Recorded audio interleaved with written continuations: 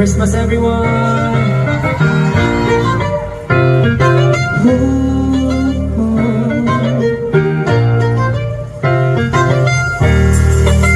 Let's go!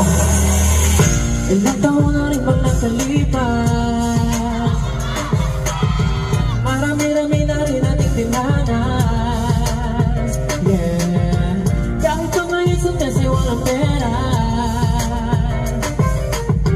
nanatiling matatag at kailan hindi tayo nawala ng pag-asa. Dahil ang tunay na ligaya ay di mo makikita, ito lamang ay madarama kung mayroong kapayapaan sa bawat isa. Halina, iyong pakinggan ang tamis ng katahimikan, dinggin mo